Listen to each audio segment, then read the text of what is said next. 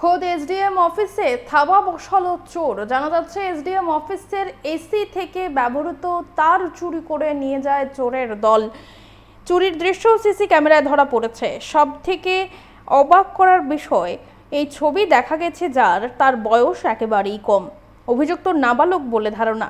এর আগে মহকুমা শাসকের অফিসে চুরি হয় বলে অভিযোগ। বৃহস্পতিবার সকালে চুরির দৃশ্য দেখে পুলিশকে খবর দেওয়া হয়। তবে বারবার চুরির ঘটনায় ধর্মনগর থানার পুলিশের ভূমিকা নিয়ে প্রশ্ন উঠেছে। আমরা শুনবো ঠিক কি জানা যাচ্ছে এ ব্যাপারে।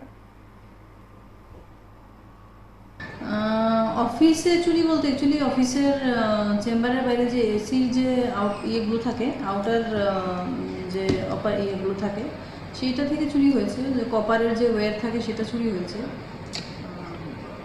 মানে আজকে অফিসে এসে জানতে পারলাম আর কি যে অন্য অফিসের অন্য জিনিস না, অ্যাকচুয়ালি রিপিটেডলি কিছু আইডেন্টিফাই তো আমরা করতে পারিনি।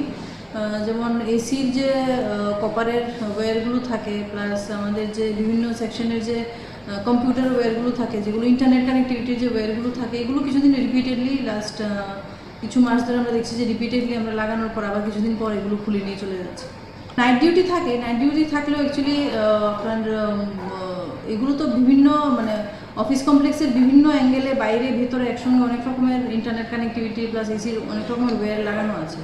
তো সেটা নাইট ডিউটি থাকলেও অ্যাকচুয়ালি একজন নাইট ডিউটির স্টাফের পক্ষে সবটা তো মেনটেন করা সম্ভব না।